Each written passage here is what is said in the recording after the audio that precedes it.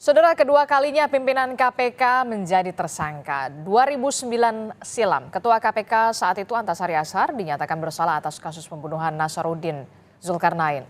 Kasus tersebut layaknya tsunami di KPK kala itu.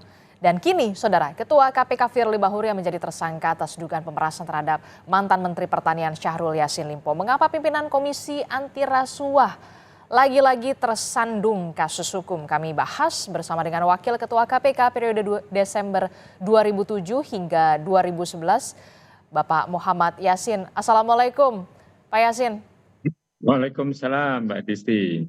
Ya, ini jadi pukulan telak ya. Ternyata orang nomor satu di lembaga anti rasuah, pimpinan KPK ditetapkan sebagai tersangka justru karena tersandung masalah kasus dugaan pemerasan, gratifikasi hingga penyuapan terhadap kemudian mantan Menteri Pertanian Syahrul Yassin Limpo. Kagetkah Anda atau justru sudah terduga? Iya, jadi proses ini sudah lama ditangani oleh Polda Metro Jaya. Sehingga banyak masyarakat termasuk kami ini sudah menduga pada akhirnya juga akan terjerat. Yang menjadi kekhawatiran kita kalau malah justru tidak terus kasus ini. Ya, kebetulan saya juga salah satu saksi ahli yang pernah dipanggil oleh Polda Metro Jaya untuk katakanlah untuk menggali keterangan saksi ahli yang untuk melengkapi proses hukum dari penyelidikan ke penyidikan. Kita juga memberikan apa yang ditanyakan oleh Polda Metro Jaya. Apa yang Anda sampaikan kala itu? Kenapa kok harus kedua kali ini pimpinan KPK tersangkut kasus? Terlebih yang saat sekarang ini kan kasusnya adalah kasus pidana khusus, yakni korupsi berupa pemerasan. Ya, KPK itu seharusnya menjadi contoh lembaga yang bersih, dimulai dari pimpinannya, para pimpinannya yang 5 itu, kemudian ke seluruh jajaran struktur organisasinya itu harus berintegritas dan independen dalam penanganan kasus korupsi. Nah, ini malah memberikan suatu contoh yang tidak baik, baik secara internal maupun secara masyarakat umum secara nasional. Ini sangat mencoreng betul ini lembaga KPK yang selama ini kita jaga dari periode pertama sampai periode 4 itu kita selalu menjaga melalui capacity building, penegakan integrity di dalam suatu instansi itu sehingga menghasilkan performa atau kinerja yang baik yang diapresiasi masyarakat. Khusus untuk periode 5 ini Mbak Edisti, ini justru menjadi tercoreng KPK ini dimulai dari proses pemilihan ketuanya pada saat awal pansel dengan kemudian dilanjutkan DPR itu. Pansel telah menerima rekomendasi dari masyarakat anti korupsi untuk tidak memilih figur ini setelah diumumkan dan masukan itu berjalan selama 1 bulan. Karena Firly ini memang diduga ya terlibat tindak pidana saat dia itu menjabat sebagai Deputi Penindakan di KPK, itu Mbak Adisti. Dan itu sudah diketahui oleh baik internal maupun dari masyarakat penggiat anti korupsi dan itu sudah dimasukkan kepada informasi atau keterangan ini ke pansel, tapi pansel tidak menggubris, akhirnya masuklah 10 nama. 10 nama calon komisioner KPK itu ke DPR. Jadi maksud Anda dari proses rekrutmennya ini memang ada yang salah begitu? Sampai akhirnya menghasilkan pimpinan KPK. Betul, menjadi lesson learn kita. Artinya kita tuh berharap itu pansel itu harus mendengar masukan dari masyarakat.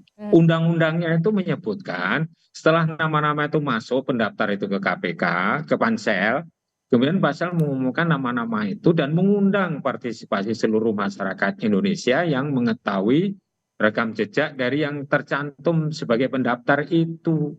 Termasuk salah satunya itu adalah Firly itu yang banyak mendapatkan sorotan dari masyarakat. Nah, akhirnya betul timbul seperti ini. Jadi ini lesson learn atau pelajaran bagi kita.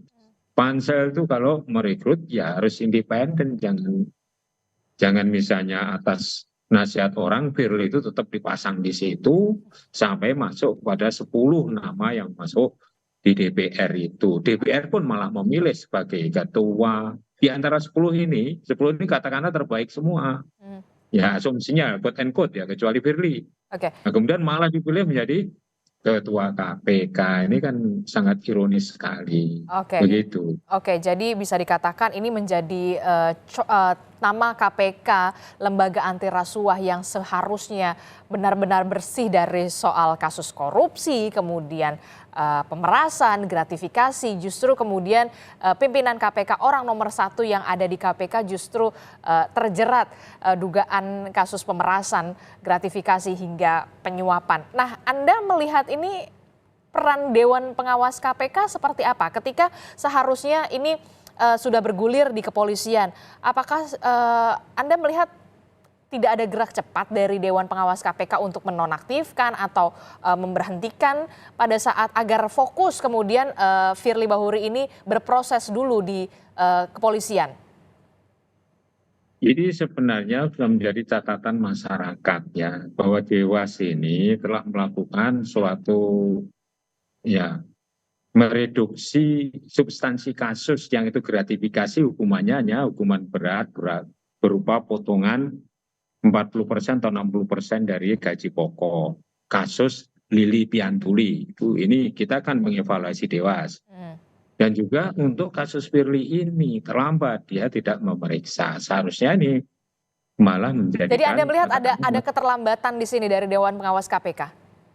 Iya, harus sigap, harus lebih cepat dari penegak hukum. Karena bahan keterangan informasi yang dimiliki oleh Dewas itu bisa dipakai oleh penegak hukum yang secara paralel, concurrent itu menangani kasus yang sama. Mestinya begitu. Jadi kan belum dilakukan pemeriksaan ini. Nah, inti dari apa yang saya maksudkan, Dewas ini tidak berperan maksimal. Dari Undang-Undang Nomor 19 Tahun 2019 yang menyantumkan salah satu struktur organisasi KPK ada Dewas itu, ternyata Dewas itu tidak bisa berbuat maksimal karena status dari anggota Dewas sendiri itu dia itu penyidik, penyelidik atau penuntut umum atau bukan. Itu loh, itu kan juga tidak jelas itu menangani kasus-kasus yang ada di lembaga penegak hukum. Untuk meluruskan ini, walaupun itu.